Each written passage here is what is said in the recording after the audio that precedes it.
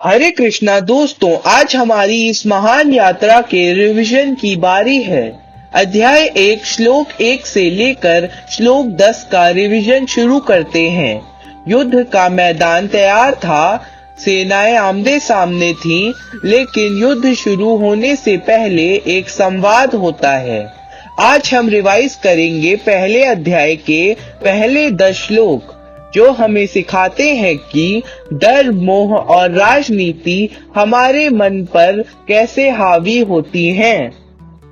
अध्याय 1 श्लोक 1 धृतराष्ट्र उवाच धर्मक्षेत्रे कुरुक्षेत्रे संवयता युयुत्सुवः मामकः पांडवाश्चैव किं कुर्वतः संजय। इस श्लोक का अर्थ है, धृतराष्ट्र ने संजय से पूछा, हे संजय, धर्म भूमि कुरुक्षेत्र में युद्ध करने की इच्छा से इकट्ठे हुए मेरे और पांडु के पुत्रों ने क्या किया। यह गीता का पहला श्लोक है।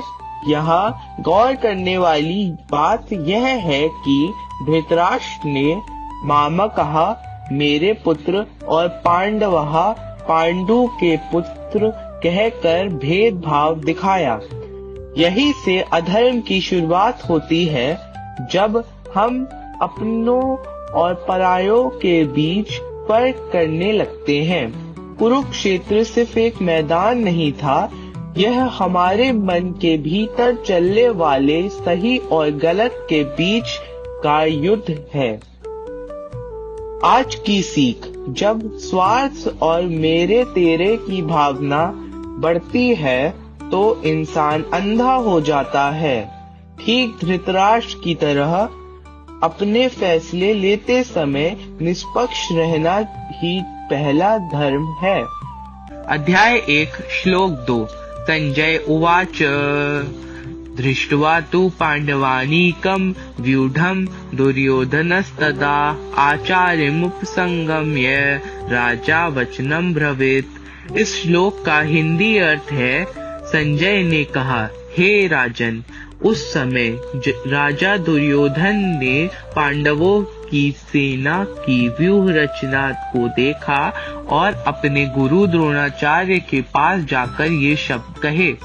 सोचने वाली बात यह है कि दुर्योधन खुद एक राजा था, लेकिन पांडवों की सेना और उनकी तैयारी को देखकर वह घबरा गया। अपनी घबराहट छुपाने के लिए वह तुरंत अपने गुरु के पास पहुंचा।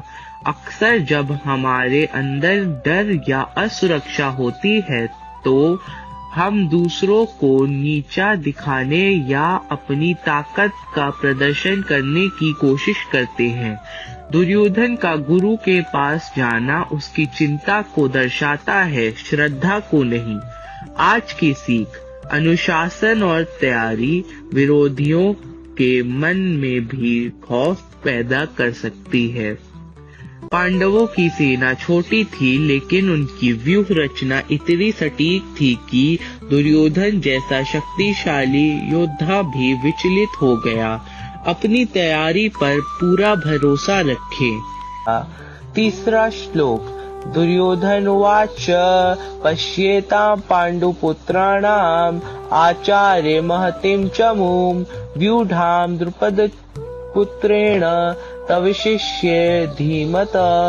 इस श्लोक का हिंदी अर्थ है, दुर्योधन कहता है, हे आचार्य, आपके बुद्धिमान शिष्य द्रुपद के पुत्र धृष्टद्युम्न द्वारा व्यूहाकार खड़ी की हुई पांडु पुत्रों की इस बड़ी भारी सेना को देखिए।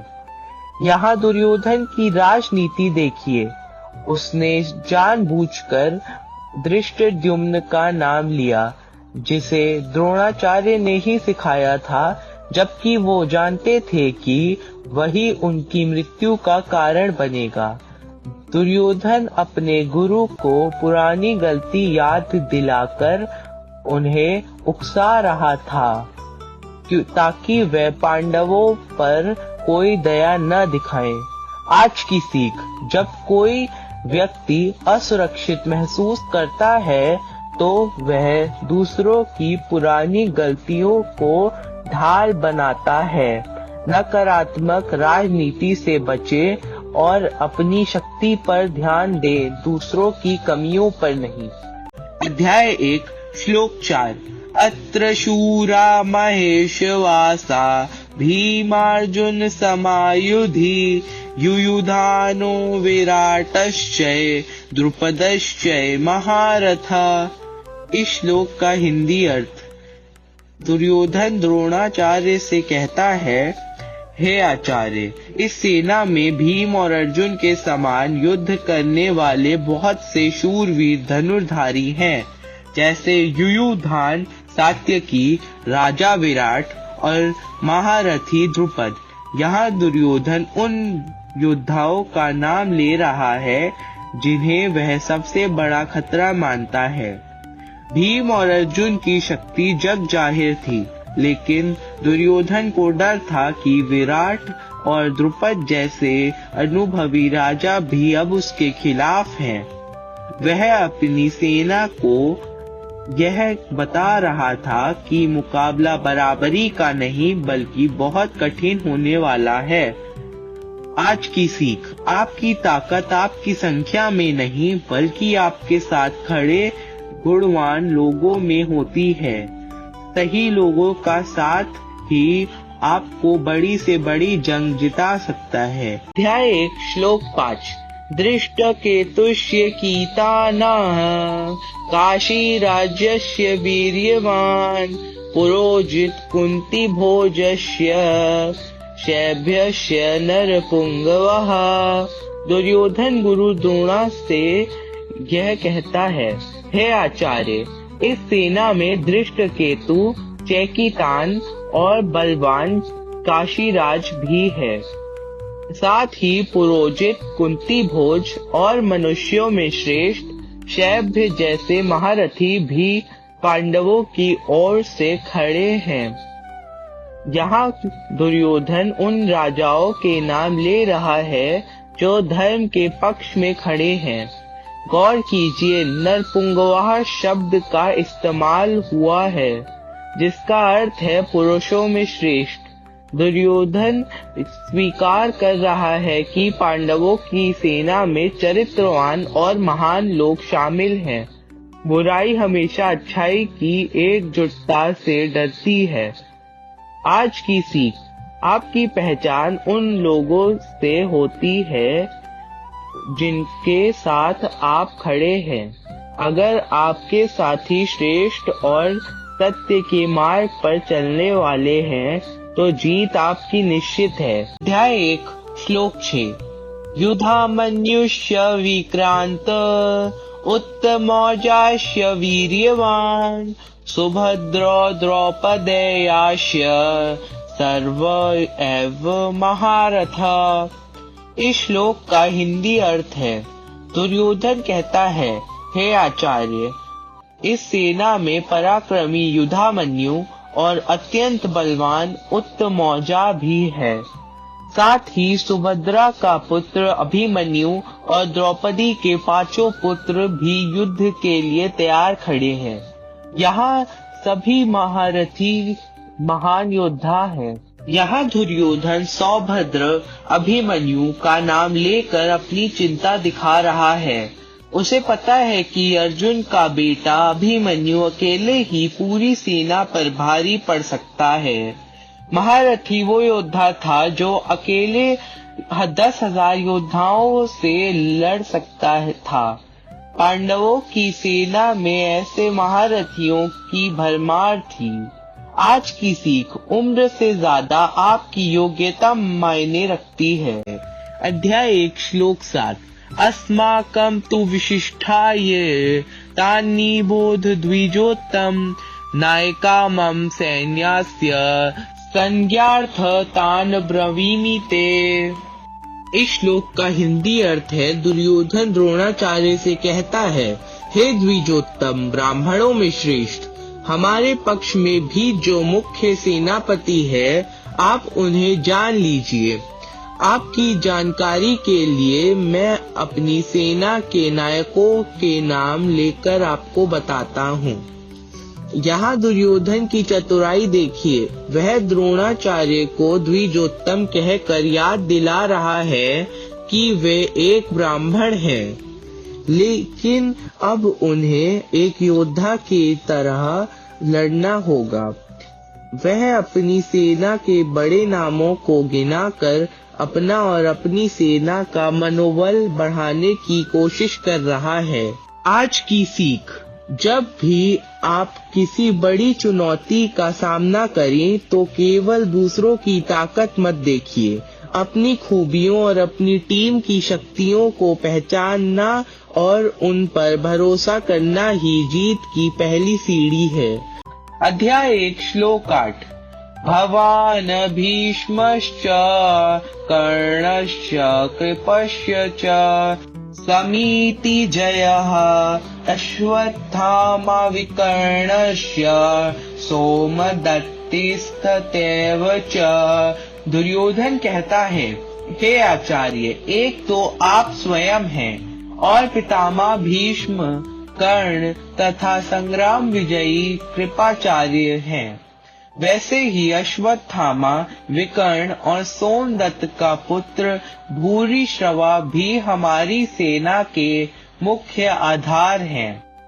यहाँ दुर्योधन ने समीति जया शब्द का प्रयोग किया है, जिसका अर्थ है युद्ध में हमेशा जीतने वाले। भीष्म, जिन्हें इच्छा मृत्यु का वरदान था, द्रोण जो शस्त्र विद्या के गुरु थे और कर्ण जो अद्वितीय थे।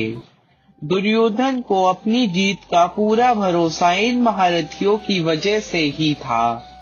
आज की सीख: शक्ति और साधन कितने भी बड़े क्यों न हो, अगर उद्देश्य अधर्म का है तो अंत में हार निश्चित है। महान योद्धाओं के साथ होने से ज्यादा जरूरी है सत्य के साथ होना। अध्याय 1 श्लोक 9। अन्ये च बहवः शूरा मदर्थे त्यक्त जीवितः नाना शस्त्र प्रहरणः सर्वे युद्ध विशारदः। दुर्योधन कहता है, हे आचार्य, और भी बहुत से शूरवीर योद्धा हैं जो मेरे लिए अपना जीवन त्यागने के लिए बैठे हैं। वे सब अनेक प्रकार के शस्त्रों से सुसज्जित हैं और युद्ध विद्या में अत्यंत निपुण हैं। यहाँ दुर्योधन मदर्थे त्यक्त जीवितः शब्द का प्रयोग कर रहा है, जिसका अर्थ है मेरे लिए जीवन त्यागने वाले। उसे पता था कि उसके साथी योद्धा जानते हैं कि परिणाम भयंकर हो सकता है, फिर भी वे अपनी वफादारी निभा रहे थे। लेकिन याद रखिए, वफादारी अगर गलत इंसान के प्रति हो तो वह विनाश की ओर ले जाती है। आज की सीख: हुनर और निपुणता होना अच्छी बात है, लेकिन आपका समर्पण सही उद्देश्य के लिए होना चाहिए। गलत का साथ देना चाहे कितना भी निपुणता से दिया जाए, अंत में दुख ही देता है। अध्याय 1 श्लोक 10। अपर्याप्तम तदास्माकं बलम भीष्माभिरक्षितम् पर्याप्तम त्विदमेतेषां बलम भीमाभिरक्षितम्।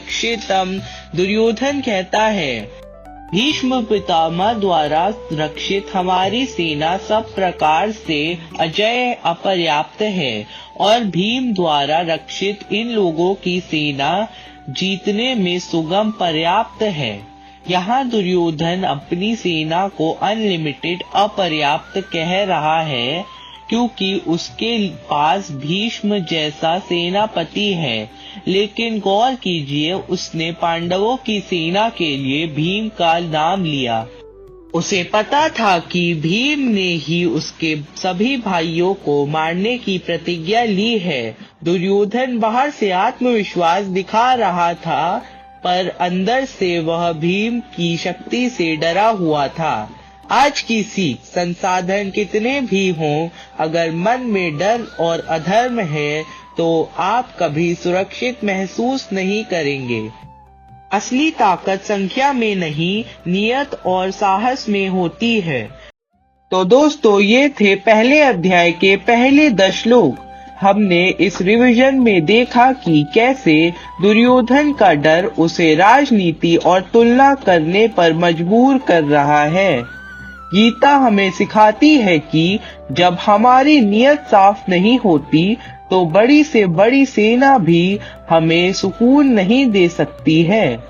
अगली वीडियो में हम देखेंगे कि युद्ध की शुरुआत शंखों की गूंज से कैसे हुई। अगर आपको ये व्याख्या अच्छी लगी तो सब्सक्राइब करें और कमेंट में जय श्री कृष्ण जरूर लिखें। जय श्री कृष्ण।